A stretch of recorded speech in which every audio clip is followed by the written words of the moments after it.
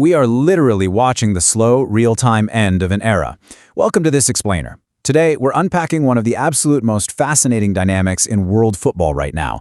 You see, we're looking at an Argentina squad that is currently carrying this immense, almost suffocating pressure of defending their World Cup title here in 2026. But beneath the surface of this current campaign, there's a much larger transitional shift taking place. The inevitable reality is that Lionel Messi's time on the international stage is finally drawing to a close. And honestly, this isn't just about replacing a player. It's a total masterclass in succession planning. How on earth does a team that has been built entirely around a singular genius prepare for life after him? Well, they cultivate new generals. Okay, let's take a quick look at exactly what we're covering today.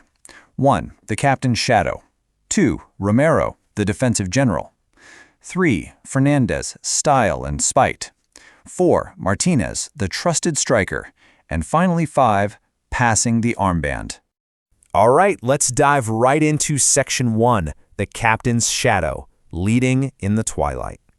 First, we really need to establish the completely unique psychological reality this team is operating under when it comes to their legendary number 10. As the Argentine Federation chief made crystal clear recently, there is zero institutional pressure on Lionel Messi. None. It is entirely his decision when he hangs up his boots. But recently, fate has kind of forced the team's hand.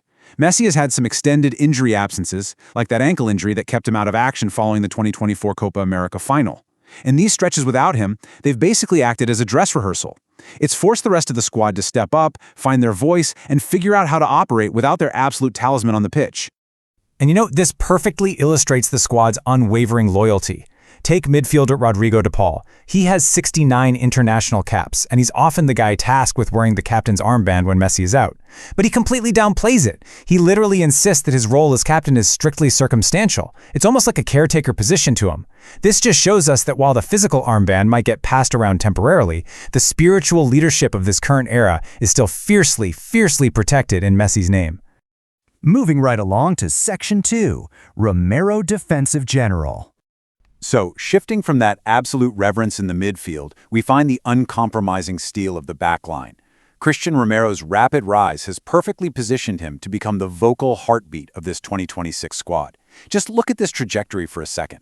He only made his senior debut in June of 2021. By November 2022, with just 12 international caps to his name, he was a pivotal starter in a World Cup winning defense. Add another Copa America trophy in 2024, and now here we are in 2026, and he is a seasoned veteran and an absolute cornerstone of Lionel Scaloni's setup. Now, the really crucial point here is that Romero isn't just a physical tackler. He's the vocal organizer executing some highly risky tactics. Scaloni's system requires the defense to play a really high line, relying heavily on the offside trap. And this isn't just about athletic ability, right? It requires perfect unison, constant scanning, and just non-stop communication. Romero is that defensive general, constantly shouting instructions, gesturing, and making absolutely sure the line holds its integrity.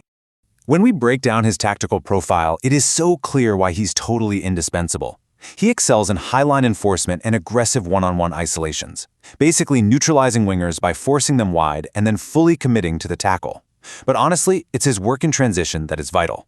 He uses these beautiful line-breaking vertical passes to completely bypass the opponent's press and instantly turn defense into attack. His clear communication and just super aggressive execution give the entire Argentine squad this immense psychological stability, especially during chaotic moments. He is, however, kind of a player of extremes. Get this. In the 2022 World Cup final, he had a flawless 100% tackle rate. Yet over at Tottenham in the Premier League, his win-at-all-costs mentality has actually yielded a club-high 4 red cards. But for Argentina, that aggression translates into pure clutch performance. In this 2026 tournament alone, he's delivering at both ends of the pitch. He headed the extra-time winner against Cape Verde in the round of 32, and then scored the opener in their massive 3-2 comeback victory over Egypt in the round of 16. Just unbelievable. Which brings us to Section 3, Fernandez, style and spite. The dichotomy with this guy is absolutely fascinating. Over on the club side at Chelsea, Enzo Fernandez is often completely surrounded by chaos. He carries the incredibly heavy weight of a £120 million price tag, and recently he had to navigate the heavy fallout and a 2-game ban following a racist chant incident over the summer. It's been messy, yet the second he puts on the Argentina shirt, all that turbulence just vanishes. He finds total stability. He morphs into this highly mature, deeply focused leader who looks completely at ease pulling the strings for his country. Just look at his sheer dominance in the recent 2026 semifinal against England. Despite winning only 3 of his 9 ground duels, Fernandes dictated the entire tempo of the match. He had 104 touches, which was literally more than anyone else on the pitch, and he maintained a staggering 98% pass completion rate. England gave him space, and he relentlessly capitalized on it, proving his elite game management when the stakes were at their absolute highest. And the thing is, he's not just a deep-lying playmaker, he is a certified box crasher. When Argentina went down 1-0 to England in that semi-final, guess who stepped up? Fernandes.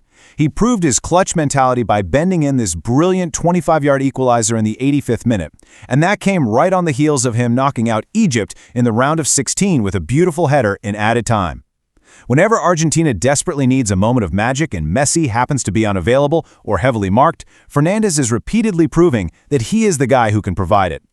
All right, Section 4, Martinez, the trusted striker. So, we've talked about the defense and the midfield, but who does Scaloni actually trust to finish the chances created by this team? 38. That giant number represents Lautaro Martinez's goal tally in his first 80 senior games for Argentina. And it visually anchors exactly why he beat out the incredibly talented Julian Alvarez for the starting spot in the knockout stages against Cape Verde. Scaloni clearly looked at the raw output, the 38 goals and 12 assists, and decided, yep, Martinez is the undeniable spearhead of this 2026 campaign. Furthermore, the number 17 represents the goals he scored in Serie A to secure the Scudetto for Inter Milan last season. So he didn't just stumble into this World Cup out of nowhere, he brought elite, title-winning club form directly into the international camp. The guy is currently at the absolute peak of his powers, operating with the supreme confidence of a club captain who intimately knows how to carry a team to a championship. And it's exactly this consistency that makes Martinez Scaloni's ultimate reliable weapon. I mean, he has started every single match of this 2026 World Cup campaign so far, whether it's sweeping aside group stage opponents or calmly stepping up to convert a massive, crucial penalty in their 3-1 win over Jordan. Martinez is heavily tasked with carrying the goal-scoring burden. He's become the trusted sidekick, ensuring the offense absolutely hums even when the opposition throws literally all their defensive resources at trying to stop Messi. Finally, Section 5. Passing the armband. Which brings us to predicting the future of this squad. Earlier, we saw how players like Rodrigo de Paul view the captaincy as this strictly temporary, circumstantial job that belongs entirely to Messi.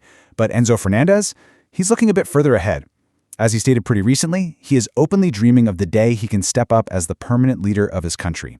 He explicitly acknowledges his own growth, saying he feels much more mature and ready to implement his leadership on a daily basis. Basically, he wants the responsibility. So, as Argentina chases historic back-to-back glory, which, by the way, is something no team has done since Brazil way back in 1962, the ultimate question remains. When the dust finally settles on this tournament and the greatest of all time officially steps away, who actually inherits the heaviest armband in football? Will it be the defensive general Romero, the highly ambitious Fernandes, or the ultra-reliable striker Martinez? As you watch the rest of this 2026 World Cup unfold, ask yourself, are you watching a team paralyzed by the ghost of their greatest player, or are you watching a squad ready to forge an entirely new dynasty?